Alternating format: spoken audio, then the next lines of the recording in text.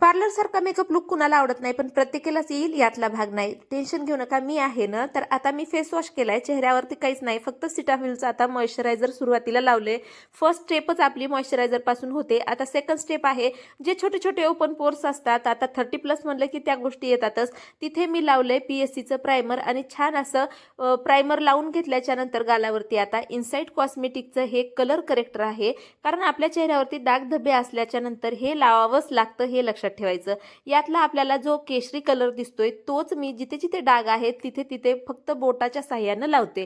सगळं लक्ष देऊन बघितल्याच्या नंतर नक्कीच लक्षात येईल. वारंवार बघा आणि वारंवार प्रॅक्टिस करा.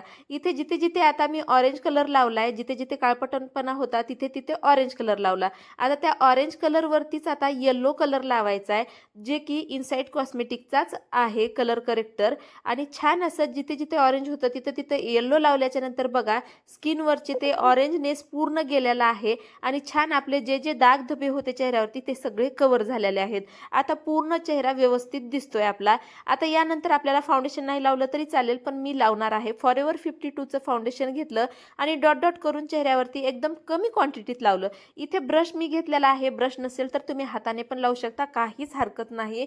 खूप छान मेकअप होतो, फक्त लक्षात ठेवा स्टेप आणि व्यवस्थित बघा. इथे आता लगेच पावडर लॉक करणार आहे मी. तुमच्याकडे जर कॉम्पॅक्ट असेल तर त्याने लॉक करा. आता लगेचच ब्लश घेणार आहे आणि ब्लश लावणार आहे. गालावरती व्यवस्थित ब्लश लावलं म्हणजे मेकअप लुक हा पार्लर सारखा नक्की दिसायला मदत होते. त्याच्यामुळे या स्टेप विसरायच्या नाहीत. आय मेकअप करायचा आहे आता आपल्याला. आता मी जिथे बोट ठेवते ना तो कलर मी घेतलेला आहे बघा, आणि तोच कलर मी आपल्या डोळ्यांच्या जो आउटर कॉर्नर म्हणजे बाहेरचा कॉर्नर असतो तिथून मी आतमध्ये जाणार आहे ब्रशनं. ब्रश जर नसेल बोटाने पण थोडंसं स्प्रेड केलं तरीही चालेल, काहीच हरकत नाही. आता लगेच थोडंसं सिमर घ्यायचं आणि ते लावून टाकायचं. आपल्या आय पॅलेटमध्ये सिमर असतं, जे की चमकणारा कलर असतो त्याला सिमर म्हणतात.